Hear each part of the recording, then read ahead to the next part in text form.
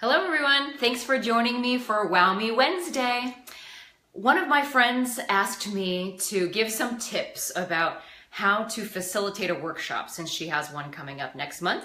So this video is to address just that. Yes, I do take requests, so please feel free to comment below or to message me some topics that you want me to cover for future Wow Me Wednesdays. So when it comes to facilitating a successful and organized workshop, the first thing to keep in mind is to remember that you're the facilitator, not the teacher. So when you facilitate a workshop, while yes, you do have important skills and knowledge that you can share with your audience members, you also want to remember that you are moderating a discussion and you want to encourage and draw out feedback and suggestions and knowledge from your participants too, so that everyone can glean information from each other. The second thing to keep in mind is to define your goals for the workshop. What are they going to get out of it? Is it going to be hands-on? Are they going to walk out of the room with key takeaways and extra skills? For instance, for my public speaking workshops, what they walk away with is either the beginning, the first couple of minutes of their presentation, how to catch the audience's attention, and a good outline for the rest of their presentation, or they have a video, a mock interview to walk away with on a flash drive. So they're actually walking away with some defined skills. So just like planning for a presentation, you want to keep in mind what's in it for the audience. How are you going to give them what they need? So defining your goals. Is this workshop going to be hands-on? For my friend who is facilitating the workshop next month, her audience is teenage girls, and it's about how to help them find their career path and how to encourage them and give them more confidence to overcome obstacles. So maybe the goal at the end is for them to gain exercises and also resources, mentorships that they can walk away with, and more confidence out of the workshop. The third thing to think about when planning for a workshop is to consider the size of your audience and the size of the room. So I personally like workshops that are under 10 people because it allows for really easy discussion. It's less intimidating, it's more intimate, and really helps other people chime in, keeps it more casual. If you're dealing with a larger group, 30, 40, 50 plus people, you want to think about how are you going to be able to control and moderate the discussion. And I'd really recommend breaking out into small groups during the workshop. Otherwise, with such a large group, it's going to easily turn into a lecture where you're just talking at your audience. The fourth thing to keep in mind when planning your workshop is to create an outline. So what's in this outline? Just like you would if you were planning a presentation, creating your outline for a presentation, what are your main points? What are the key takeaways that you want your audience members to learn? But also, how are you going to start out the presentation, right? How are you going to catch your audience's attention? Could be with an icebreaker, especially because a workshop is more lively, calls for more interaction. You could also start with a story. As you've heard, I'm a big fan of storytelling, whether it's the beginning of a presentation or workshop, through the middle, or the end of a presentation or a workshop.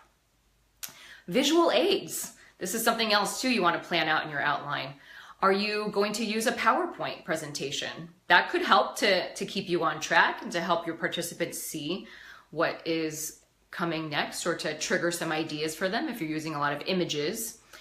Also, are you going to be using props? Maybe you bring in props. Or for my friend who has the workshop for the teenage girls coming up, maybe you ask them to bring in props that signify their dreams, their career aspirations.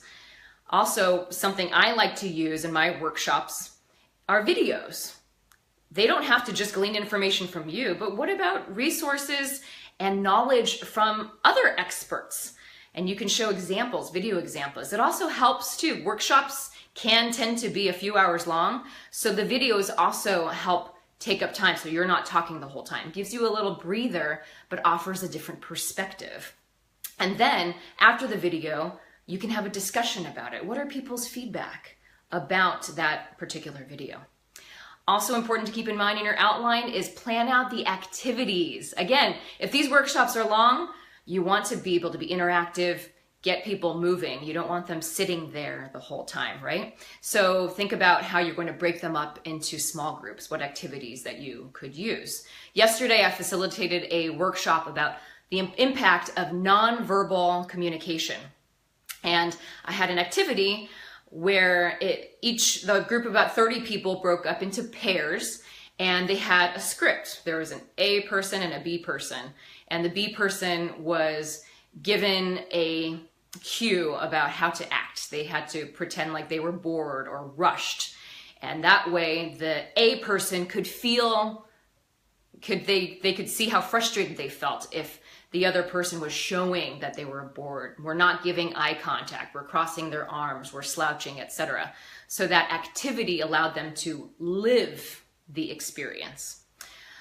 Now, during the workshop, here are some tips to keep in mind. So tip number 5 for this Wow Me Wednesday video is to think about how you're going to mix up the groups. If you're presenting to a company, they might naturally be sitting with their departments, with the coworkers they know.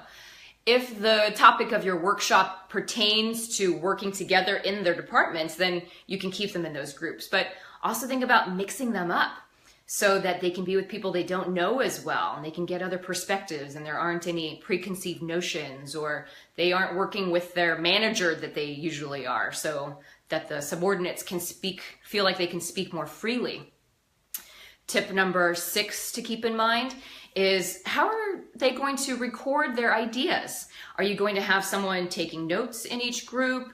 Maybe you will have whiteboards or easels, or maybe those, big post-it sheets that will stick on the wall so everyone can record their ideas and have it all in one place and be able to brainstorm more easily.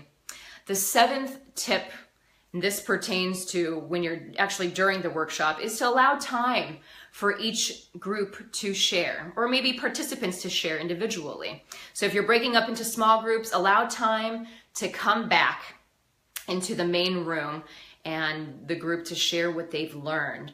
And they're going to naturally learn off of each other. Something to keep in mind too, that I know I have to work on when it comes to workshops, I admit it, is being able to contain the discussions. Oftentimes I ask for feedback, I let the conversation flow, but sometimes one particular individual who tends to be more talkative might go on for minute after minute after minute, and then it takes the discussion off the rails. So be sure to rein it back in, maybe say, thank you for your feedback. I love this discussion, I love your point, but let's save this for later on, or let's save this for your small group. So that way you're addressing that you're grateful for their feedback, and that there is going to be time for them to share it in a constructive way. So I hope these tips were helpful for you if you're going to be facilitating a workshop coming up. Join me next week. We're going to talk about creating videos. How are you going to break into videos to promote your business? And as always, please leave feedback, your comments. I want to hear, what else do you want to learn from me for Wow Me Wednesday? And if you'd like, always check out my website, jessicachangconsulting.com, for my services and some of my past work as a reporter. Thanks everyone. See you next time.